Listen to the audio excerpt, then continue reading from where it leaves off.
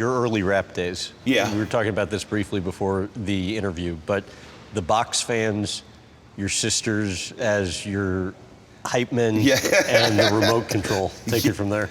Oh man, that was it. Like the remote became the microphone. My sisters were part of the reason I had a rich musical vocabulary, because girls like melody and harmony. So they got me into Bone Thugs and Harmony. I remember LaShonda getting me my Mary J. Blige tape as a birthday gift and stuff like that. So they were always enthusiastic and supportive. My grandmother had this huge picture window that you could just see into her house, and there was this huge mirror there, and that mirror was the audience, and that picture window was where, friends and stuff might come and see you. But man, I just thank those girls for believing in me. If you're a brother and your sisters believe in you, that ain't nothing impossible. You know what I mean? Ain't nothing impossible. You've got built-in cheerleaders. Well, I was going to say, from what I understand, they didn't have much of a choice in participating. Daddy Ray and the 8 Mile-esque battle. Oh man, I hated Daddy Ray. God bless the dead, man. Oh man, he made me sick. But I learned so much from him. How so? He just had his shit together, man. He was, what's my name? The whole crowd, Daddy Ray. What's my name? I'm just like, this lame ass. And a part of me was really just like, damn, he was good. Pushed you to be better? Yeah, pushed me to be, I learned. I walked away from there understanding the importance of showmanship. So there's no way that I can really just cut Daddy Ray off at the knees with the showmanship. He got showmanship of Big Daddy Kane, dance moves of MC Hammer, and he got this call and response, which I did pick up from. So in the battle, first couple rounds, we neck and neck, but he always bring out that, what's my name? Daddy Ray. And I said, you can't defeat him going at him. It's not gonna work. So I looked at all the 8 guys around him, and I found the weakness, and I got his ass. What'd you do? He a sucker, I say. And who he a sucker for? And then everybody from Doug. Daddy Ray. By the time I had finished picking off those 7, 8 guys around him, they were ashamed to stand next to him. Because I was saying, you a lame. You a flunky for him. You a junkie for him. Look at you, you in a tree. You a monkey for him. Ooh, you get to say that. Don't nobody want to stand next to Daddy Ray. It ended up just being me and Daddy Ray. And then it was demolishment time. Because ain't no what's my name. No, it's just lyrics now. It's just me and you. And I'm going to tear your ass a new one. And that's what I did. And me and Daddy Ray never battled no more, mostly because I didn't want no more Daddy Ray. I mean, I was like, this motherfucker may put on this whole stage play production. But that taught me to be like water, to don't get so concrete in mind. It taught me that I had to understand how to adjust and on the moment and on the fly. What happened where you almost quit and gave up rapping altogether? I've thought about it a few times. I got the dream I'd always wanted. I became a rapper. I had an amazing situation in that, being signed to Outkast and being given the freedom to do what I wanted, but I didn't have the understanding and the guidance from day one to be, to even know what I wanted to be. I was running from whatever it was I thought, was going to catch up with me by way of the streets. I was, trying to see if I was just going to just be an organizer, or if I was what I was going to do. But what I didn't want to do was keep chasing a dream. I was just ready to be done with it. And I saw, after I made Pledge 3, a Rolling Stone article that named my song Ric Flair as one of the top 50 songs of that year. And I can just remember don't quit. But I had to understand that with that record, Ric Flair, it was a peek into what could be.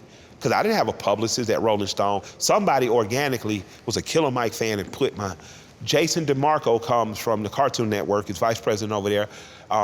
They had given the Witch Doctor of the Dungeon Family an opportunity to make an album. They gave them a pretty nice size budget. Album didn't do well. They came back and said, we're gonna bring William Streets back. We're not gonna come with the nice size budgets, but we're gonna get you budgeted in that you can make a solo album. The only thing I request of you is that you go back to being Killer Mike, not Mike Bigger.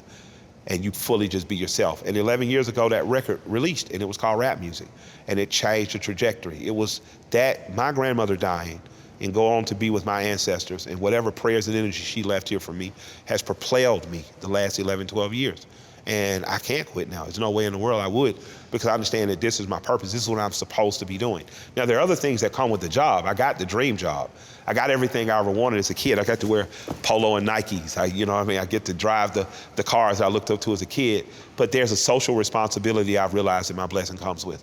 And my platform as a rapper is beyond me and self-aggrandizing, and more about, now that I've done that, and as a rapper, my ego is this big, and I get a chance to live all those dreams that I lived in my grandmother's mirror with my sisters being made to make cheerleaders for me. I understand that that comes with what the other part my grandparents linked me to, and that's to be on a hyper-local level, a friend of those in need, a hero to those that need hope, and remain hope-filled in spite of all odds, and to share that with others. How about the pros and cons of remaining independent? Well, the pros of remaining independent is you don't have to ask as much permission. The cons is you never have enough money to do the vision as much as you want or as big as you want, which is why partnering with Loma Vista, my company Villains, partnering with Loma Vista has been one of the best decisions I've made. I've been with the super big companies, in that I was with Columbia Records, and I've been overlooked, overshadowed. The same people that came up to me maybe a year ago, like, man, I remember thinking you couldn't do it because your name was Killer Mike. They never let you. I say, yeah, too bad the guys who managed the Killers never thought that, because they're a pretty hot band. And, I'd be more afraid of 4 white guys saying I'm the Killers than 1 black guy than Killer Mike. But it was hilarious because we both had a good laugh about it. I say, but you can't help you didn't believe. You were at a big company and they told you it couldn't. I say, but I never stopped. Most people, if they play it safe, it's like you find and you keep playing it safe, and then you decide to play it safer and safer and safer until you put yourself in a place where you're comfortable making it a certain way day to day. Whether it's everything you ever wanted or whether you just said, I'm gonna cancel, forget my dreams, I'm gonna just do what I gotta do or whatever, but he just never followed it, you know what I'm saying? He just never followed it. Like, no matter how many songs it took, wherever he had to record, if it was in a basement, if it was in a, you know what I mean? He was just willing to get it done. I understand, though, there are deals you regret having not taken because of the impact it could have had on your mom and grandma. Yeah, but with that said, I don't have any regrets now because I don't, you never know how those deals could have went. What I know is most rappers don't have 20-year careers. And people have watched me climb this mountain, and I've gotten to this top of this peak, and I've realized something. If you turn around, you look around the peak, there are higher mountains. The only thing is you got to climb back down into the valley and climb back up. And I was left with a decision to make. Run the Jewels is an amazing peak. And if I stayed there and satisfied there and not committed myself to giving people the origin story of the character Killer Mike, I wouldn't have found this other peak. So I don't have any regrets now because I've realized that part of this design is not mine. That there's something predestined for me. Now, I know I have a purpose, but I don't know what that purpose is. I know I'm on a journey, but I don't know where it's going, but I know those things.